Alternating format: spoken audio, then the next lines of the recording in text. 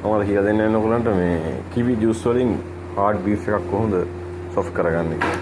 මේ වගේ කපාගත්තු බීෆ් ෆිලේ එක টොප් සයිඩ් බීෆ් එකක්. මේක හොඳට සොෆ්ට් කරගන්න ඕන අපි. ඒ කියන්නේ කිවි සුද්ධ කරලා මේ විදිහට කපාගෙන මේ ඉස්සෙල්ලාම මේක ජූස් බ්ලෙන්ඩ් කරගන්න හොඳට හීනි වෙන්න.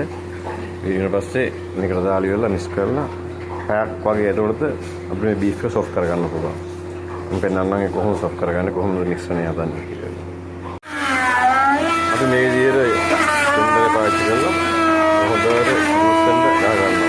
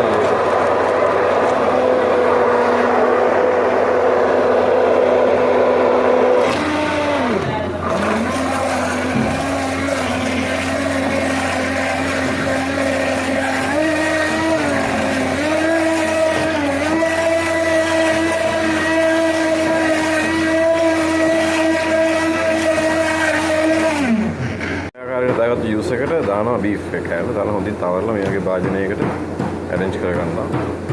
මේක අපි විනාඩි 35 පැයක් විතර වගේ තිබ්බට පස්සේ මේ බීෆ් එක හොඳින් සොෆ්ට් වෙනවා. ඊට පස්සේ තමයි කිවි ජූස් වලින් සමහර පයිනැපල් ජූස් පාවිච්චි කරන්න පුළුවන්, විනිගර් පාවිච්චි කරන්න පුළුවන්, කිවි පාවිච්චි කරන එක මගේ ස්ටයිල් එක.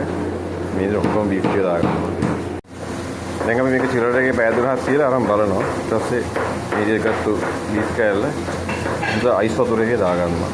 මොකද මේකේ සවර් ගතිය වැඩි කිවි ජූස් එකේ. සවර් ගතිය අරගෙන බලන්න බීෆ් එක කොච්චර සොෆ්ට්ද කියලා. මේ තමයි ඔයගොල්ලෝ බීෆ් එක සොෆ්ට් කරන ඔක්කොම සොෆ්ට්. මේකට කපලා බලමු. කපද්දි නිකන් පීයෙන් තනියෙන් කපන්න පුළුවන් මාතවල බීෆ් එක සොෆ්ට් වෙනවා. ඒ තමයි කිවි ජූස් එක අපි මේක හොඳම තියාගන්න කිවි වල තියෙන මේ සවර් ගතිය.